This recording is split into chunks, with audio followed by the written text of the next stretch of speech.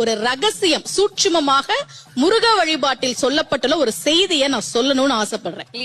கந்த சஷ்டி கவசத்துல ஒரு வரி வருது, ஒரு நாள் 36 கொண்டு. அதாவது கந்த சஷ்டி கவசத்தை ஒரு நாளைக்கு 36 முறை படிக்கணுமா. படிச்சா 7 மணி நேரம் ஆகும். நான் படிச்சிருக்கேன். ஆனா கலியுகத்துல கந்த சஷ்டி கவசத்தை ஒரு நாளைக்கு 36 முறை படிக்கிறதுக்கு நேரம் இருக்காதுன்னு தான் அதுலயே சூட்சுமமாக ரகசியமாக ஒரு விஷயம் சொல்லப்பட்டிருக்கு. முருகனுடைய அருளால் நான் தெரிஞ்சுக்கிட்டேன். அதை நான் உங்களுக்கு சொல்றேன். ரவண பவச ரரரரரரரா ரிவண பவச ரிரிரிரிரிரி, இதுக்கெல்லாம் என்ன அர்த்தம் நான் தேடி தேடி தேடி முருகன் அருளால் தெரிஞ்சுக்கிட்டேன். சரவண பவ முருகனுக்கான மந்திரம். இத 6 முறை சொல்லணும். இப்ப சாவ தூக்கி பின்னாடி போட்டீங்கன்னா ரவண பவச, அத 6 முறை சொல்லணும். இப்ப ராவ தூக்கி பின்னாடி போட்டா வனப வசர, வாவ தூக்கி பின்னாடி போட்டா நபவ சரவ, இப்ப நாவ தூக்கி பின்னாடி போட்டா பவ சரவண, பாவ தூக்கி பின்னாடி போட்டா வசர வனப.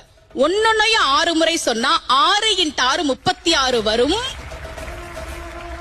இப்படி சொன்னால் 5 நிமிஷத்துல சொல்லிடலாம். கந்த சஷ்டி கவசத்தை 36 முறை சொன்ன பலன் கிடைக்கும்.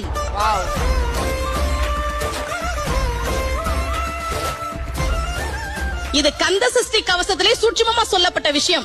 விஜய் தொலைக்காட்சி மூலமாக உலகெங்கும் இருக்கக்கூடிய முருக பக்தர்களுக்கு இந்த செய்தி போய் சேரணும் அப்படின்றதுக்காக நான் இதை தெரியப்படுத்துறேன். ரொம்ப மகிழ்ச்சி. அந்த முருகப்பெருமான் அழகான முருகனாக